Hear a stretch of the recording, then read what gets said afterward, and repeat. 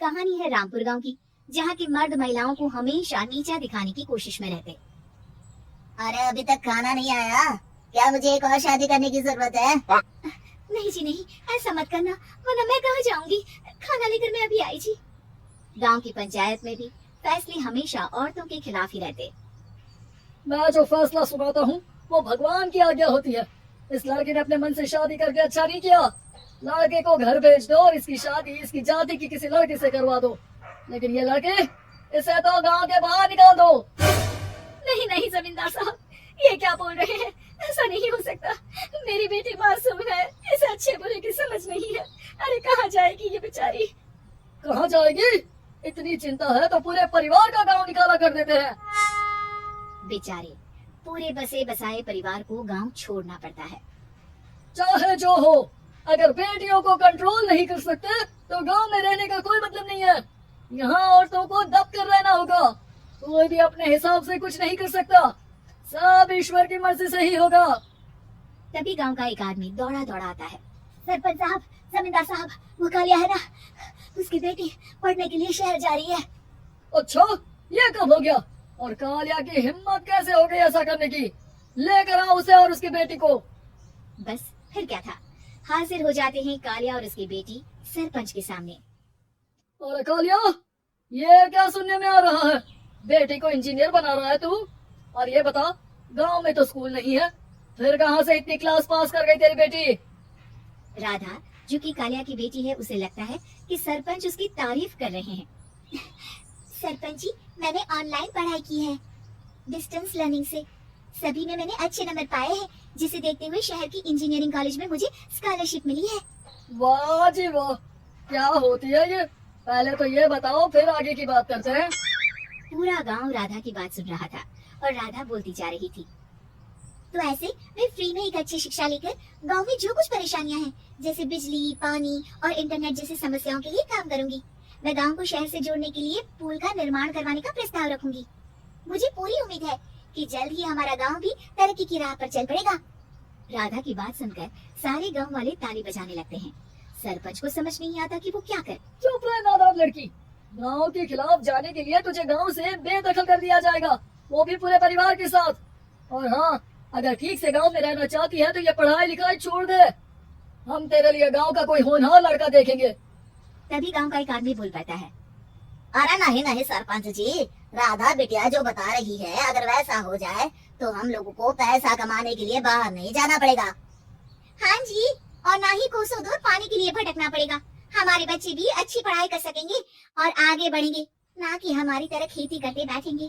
क्यों गांव वालों, राधा बिटिया का साथ देना चाहिए ना। सरपंच देखता है कि गांव राधा के साथ है तो वो चुप हो जाता है। वो घर आकर अपने सलाहकार से बात करता है, जो बहुत ही चालाक किस्म का इंसान होता है।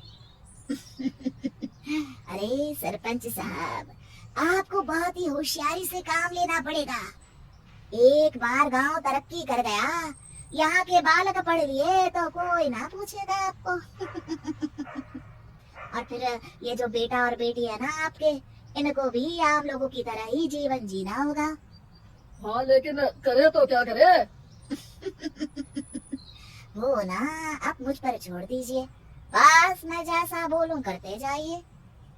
अगले रोज सुबह जब गांव वाले सोकर उठते हैं तो राधा के घर के बाहर और साथ ही वो लोग जिन्होंने राधा का सपोर्ट किया था, उनके घर के आगे लाल रंग से कल आऊंगी लिखा होता है। कल आऊंगी? यह क्या होता है? अरे यह तो खून से लिखा है, लगता है कोई भूत प्रेत या चुड़ैल का साया है। चलो सरपंच जी के पास चलते हैं। सभी सरपंच के पास जाकर उसे सारी बात बताते हैं। ओह, ये तो बड़ी मुश्किल की बात है। चलो, मैं एक बाबा को जानता हूँ, उन्हें बुला लेता हूँ। सरपंच बाबा को लेकर गांव के घर के बाहर जाता है। ओहो, तो ये वो चुड़ैल है जो उन लोगों को निशाना बनाते हैं जो गांव को बदलने का सपना देखते हैं। वो गांव को ऐसे ही संपन्न देखना चाहती है, वो नहीं चाहती कि कोई बाहरी यहाँ का कायाकल्प करे। क्या तुम लोगों में से किसी ने गांव को बदलने की सोच रखी है? तभी राधा की माँ रोते रोते आती है। मेरी राधा घर से गायब हो गई है। अरे कोई तो बचाओ, मेरी बच्ची कहाँ गई? ले गई वो चुड़ैल, तेरी बच्ची को ले गई। अब वो उसे श्रापित करके छोड़ेगी, उस पर चुड़ैल का साया हो जाएगा। तभी बुरी सी हालत में राधा भी वहां आ जाती है। उसके बाल चुड़ैल की तरफ फैले होते हैं और कपड़ों में खून लगा होता है। सभी राधा को देखकर डर जाते हैं। माँ, पता नहीं मुझे कौन उठा कर ले गया था। अरे दूर दूर हो जा चुड़ैल, अब हम लोग इस गांव में नहीं रुकेंगे। अरे कैसी बातें कर रहे हैं आप? कल तो आप मेरे भरोसे गांव का हुलिया बदलने, अपने बच्चों को पढ़ाने और तरक्की उन्नति की बात कर रहे थे, तो आज क्या हो गया आपको? ये फिर तुम लोगों को बहकाएगी। ये चुड़ैल गांव में आ चुकी है, ऐसे ही ये तुम्हारे घर के बच्चों को भी ले जाएगी। गांव वाले राधा को गांव से बाहर निकाल देते हैं। उसके माँ बाप रोते रहते हैं, लेकिन गांव वाले नहीं मानते। मैं भी अपनी बहन के साथ गांव के बाहर रहूंगा, लेकिन वो पढ़ाई नहीं छोड़ेगी। वहीं सरपंच के घर पर सलाहकार कहता है, देखा, सांप भी मर गया और लाठी भी नहीं टूटी। लेकिन अगले ही दिन सरपंच के घर के बाहर भी वही शब्द लिखे होते हैं। और फिर सरपंच की बीवी कहती है, हमारी बेटी को किसी ने अगवा कर लिया है। तभी राधा का भाई वहां आ जाता है। अरे गांव वालों, मैंने सरपंच जी की बेटी को देखा था, वो चुड़ैल उसे उठाकर ले जा रही थी। अरे क्या मजाक कर रहे हो? नहीं नहीं सरपंच जी, आप नहीं जानते, वो चुड़ैल अब आपकी बेटी में आ जाएगी, जैसे राधा के अंदर आ गई थी। तभी सरपंच की बेटी वैसी ही हालत में वहां आती है जैसे राधा आई थी। पापा, पता नहीं कैसे मैं गायब हो गई थी। चुड़ैल, इसके अंदर भी चुड़ैल का साया है, मारो इसे। अरे नहीं नहीं, इसे भी राधा के पास गांव के बाहर ही भेज दो। अरे चुप रहो, मेरी बेटी कहीं नहीं जाएगी और चुड़ैल वुड़ैल कुछ नहीं होता है। अरे कैसे बात कर रहे हो सरपंच जी? आप तो बोल रहे थे कि आपका फैसला भगवान का ज्ञान होता है, तो अपने पर बात आई तो अब आप ऐसे बोल रहे हैं। अरे ना ना ना, आपको अपनी बेटी को त्यागना ही होगा। अरे बुलाओ बाबा को। राधा का भाई बाबा को ले आता है, जिसे अब गांव वालों के डर के कारण सच बोलना पड़ता है। मैं कोई बाबा नहीं हूँ, मैं तो मोची था। ये सलाहकार महोदय ने मुझे कहा था एक्टिंग करने को, वो मुझे पैसे देने वाले हैं। अब मुझे माफ कर दो। गलती हो गई, मुझे माफ कर दो। तभी वहां राधा आ जाती है।